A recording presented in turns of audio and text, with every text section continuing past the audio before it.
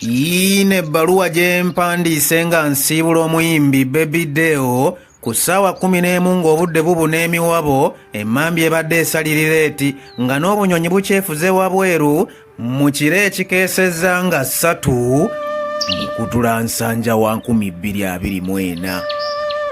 Kopi ngiwandiise njolekeze wa Katonda omuyinza nga nsiibula omuyimbi Mbazira Taddeo abangi gwe mumanyi nga Baby Deo, Walumbe gwe yatunyakudde n'amwegabanyiza atyo bambi n'amukkiriza ebunyakazikiza.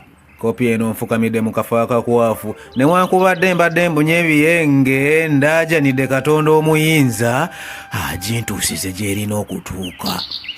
Mukama Katonda kitange omuyinza, simanyi oba kyenkola kituufu, onsaasire nnyo ke ndi mwana bwana, naye ekyobeera kyennaku ebunye emiranga kye kimpalabanya ne kimbuza obutuulo.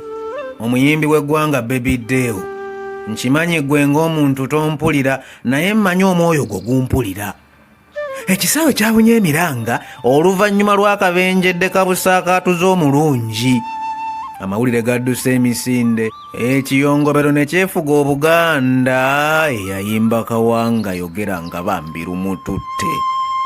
Byagobereddwa okusalirirwa kw'enjoka ezibika, ebiwugulu ne byefuga wabweru, engo ne zikuga olubugabuga ne lwebuga, oba Walumbe alikomadde okubanja ng'akagwako kongera ku mpiima. Mukama Katonda taata omuyinza, nzuuno taata nfukamidde nkuzinza ng'abaana bo lubasanga obuwunga. Baby Deo ataatuuse ku kitanda, Lady Grace bw'atyo yayitaawo, basudde omusajja eyali omuyiiya eyanyumyanga n'otazibiriza liiso ne lubatuganga mpaawo awoolera.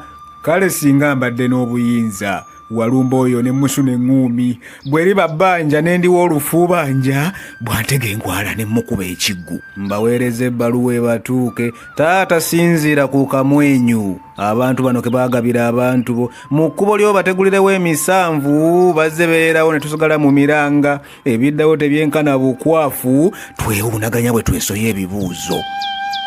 Nkutumye ondabira omwana w'omuloodi Kafeero nze gwe neeyitira Prince, eyazaabwa n'obwaliri bwa talanta, omwana w'abandi yali omuyonjo. Mmoze leediyo wawummula otyo taata, mugambe twafiirwa ennyonza y'eddoboozi, amaloboozi ge yatulekera amawoomu, tuli eno yatulekera ebibuuzo, ntegaago n'ensongola ekkalaamu. Ye ate Ssebadduka Christopher, Eri Wamala ne Jime Katumba, Same Kasule ne Fire Bongole, ye Walumbe ng'otukosa ebiwundu, Fred Masagazi ne Kasozi Livingstone, bagambe baaza watusiiba tubajulirira eno, ebifo byabwe ebyasigala bitubanja, si ku ngeri gye baasomesa ensi eno. Nsabye Tonda naddamula ababeere, nzuuno ndi ku maviivi nga weese nneemenye, mbasabira nnyo abategulirewo emikoosi, lutuwemmenta lwagala okutwera. Buliba olwonga nange lungolodde. Katolo bwame yali omusaazi, Pade Bitame yatuwanga akamwenyu, Jofula olye Masaako Ziggy Wine, Sera lwamubbanga terumanyi kuteesa, mulamu wange yali amanyi okusaaga. Kalo Nakimera lwakulanga kyoba, Kamaama akatamanya kunyiiga, laba lwakabuzaawo kale luboofu, Weatherman nga watulekera ebiwundu, Kefa Mwesigwa mu ngambire yazaawa. Saala birungi waffe lwanoga terusaasira, Mr. X ne Dennis Lakira, Martin Angume ne Eli Chamu, ye nga lwatunyaga AK-47. Oba lwamulanga ki Fred Maiso, Harriet Kisaache yali omuyonjo, Dizzy Nuts ne Master Blaster, Mentoni Sama ne Rumix the Doni, ne munnange Evelyn Love, banneebalize bye baasomesa ensi eno. DJ Emma ne Maaka Makumbi, DJ Alex Ndawule yali omusabuzi, Dani ku mapesa naawe wazaawa, ye bannange nga kyali atusensera. Baby Deo naawe lukututte, ye bannange nga twajjirwa omuswiba, ntuusize saala eno ogimpeera abaagalwa, nsabye eddunda abawumuliza awayakayaka, n'emyoyo gyammwe tagitega ebijinji. Mukama Katonda taata omuyinza, nze Maseruka the Poet, omutontomi, omuwandiisi era omuzira mu bazira.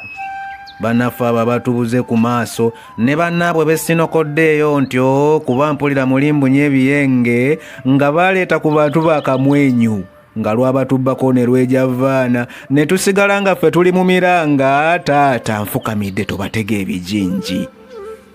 Baby Deo olwamumizenga amani wadde amaziga agange gakuwamma naye nsoose nengayungulamu awo kuba gasuse leero ku biyengeyenge mu nnaku ennyingi nembaka ekkalaamu. Konze kambageyo yine bankaluwa mu buwombeefu nga bwe njiragirira eyo njitadde ne mu bbanga embuyaga egikunse emyoyo gyabwe togikuba obuswanyu.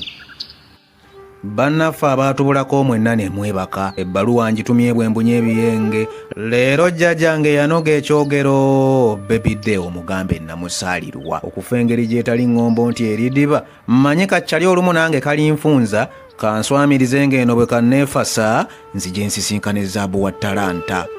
Katonda kitaffe taata ateebaka gwe ntisse ebbaluwa ono Baby Deo ne bannaffe bonna abatatusiibula nsaba eŋŋendo zaabwe tozitega emisanvu n'emyoyo gyabwe ogiramuza omukwano. Nze Maseruka the Poet.